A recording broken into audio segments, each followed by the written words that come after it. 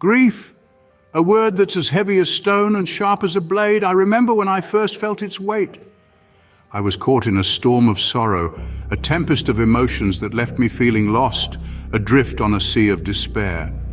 It was the loss of my beloved mother, the woman who had raised me, taught me, loved me. Suddenly she was gone and the world felt colder, emptier.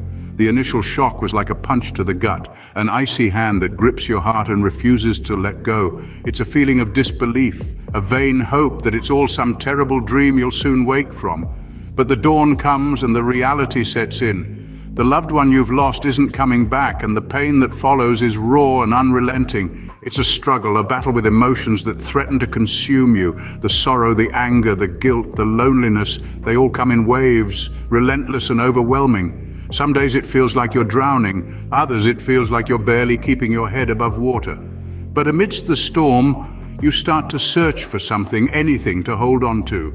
A lifeline, a coping mechanism, a means of navigating through the sea of grief. For some it might be faith, for others it might be the support of loved ones, and for others still, it might be the pursuit of a purpose, a reason to keep going. And then there's acceptance. It's not about forgetting or moving on or replacing the one you've lost. It's about acknowledging the pain, embracing it and learning to live with it. It's about finding a new normal, a new way of living that carries the memory of the loved one you've lost. In the midst of my grief, I stumbled upon an ancient philosophy that helped me see things in a different light. It offered me a different perspective on loss, on grief, on life itself, and I'd like to share that with you. But that's a story for the next scene. Stoicism, a philosophy that has stood the test of time, became my guiding light. Originating from ancient Greece around 300 years before Christ, Stoicism was founded by Zeno of Citium. It was a philosophy for everyday life, built on practical wisdom and the pursuit of virtue. Stoicism has been a source of guidance and solace for countless individuals throughout history, from Roman emperors to modern-day leaders, scholars, and ordinary people like you and me. At the heart of Stoicism is the belief in focusing on what we can control and accepting what we cannot.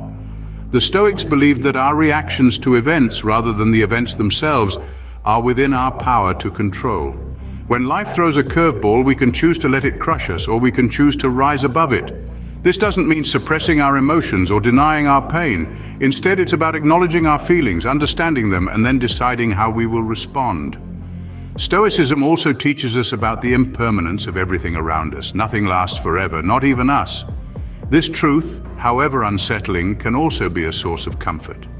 It reminds us to appreciate what we have while we have it, and to find peace in the knowledge that change is the only constant in life. One of the most powerful lessons from Stoicism is the idea of amor fati, a Latin phrase meaning love of fate.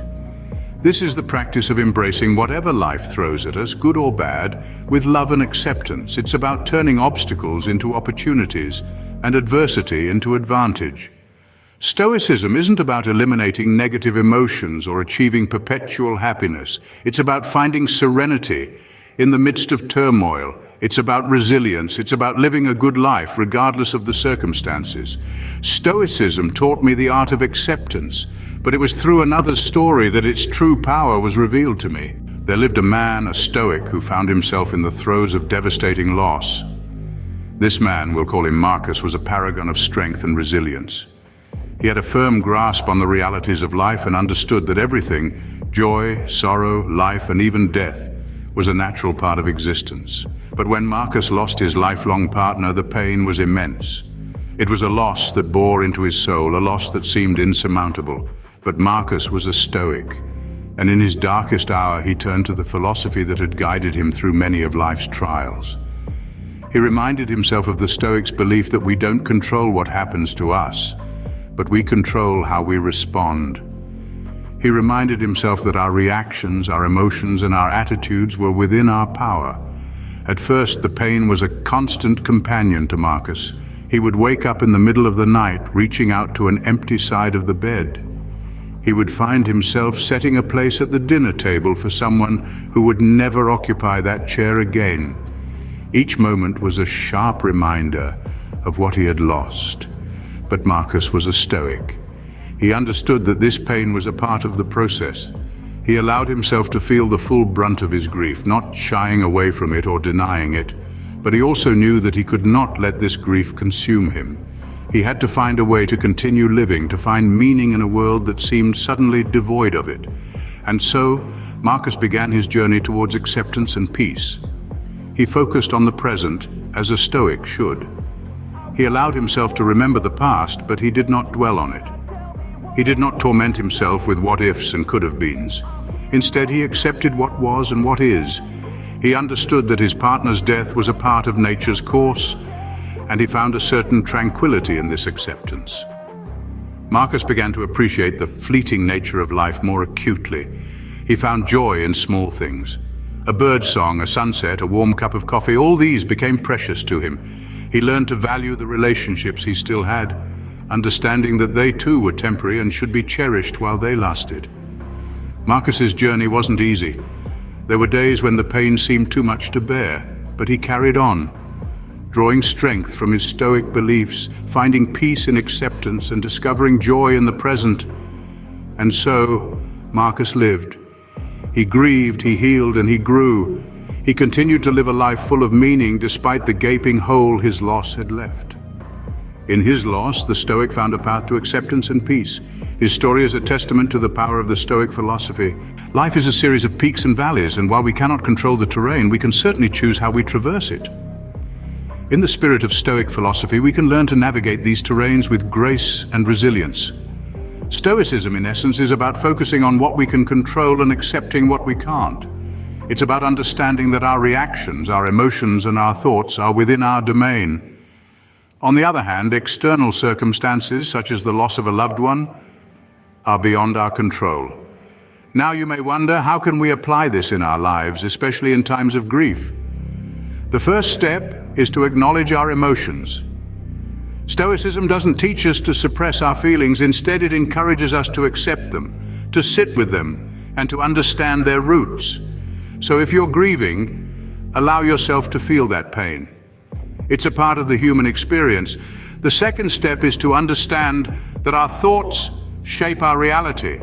When you're in the depths of sorrow, it's easy to let negative thoughts consume you. But remember, you have the power to shift your thinking. Instead of viewing the loss as a punishment, see it as a part of life's cycle. As Stoics, we know that everything is transient, even our pain. The third step is to focus on what you can control. You can't bring back a loved one, but you can honor their memory. You can keep their spirit alive through shared stories, through lessons they've taught you, through the love you continue to hold for them. The final step is acceptance. Acceptance doesn't mean forgetting or moving on. It means understanding that life has changed and finding peace within this new reality. Applying Stoicism is not about denying our human emotions, but about harnessing them, about finding strength within ourselves to continue even when the terrain looks daunting. Remember, it is not the events of our lives that shape us, but our beliefs as to what those events mean. Loss is an inevitable part of life, but it doesn't have to be a life sentence of sorrow. We've journeyed together today, delving into the heart of Stoicism, understanding how it can help us face the toughest moments in our lives. We've heard the Stoic story, learned about their approach to life, their acceptance of what is and cannot be changed. Remember, Stoicism isn't about suppressing emotions, but rather learning to navigate them without letting them consume us. It teaches us to appreciate the present moment, to find peace in the midst of chaos. It's a philosophy worth exploring further, especially when grappling with the grief of losing a loved one. And remember, you don't have to walk this path alone. Reach out, seek support from those around you. Share, connect, and grow together through the shared experience of loss. May we all find the strength to navigate life's storms with the serenity of a Stoic. Until our paths cross again, take care.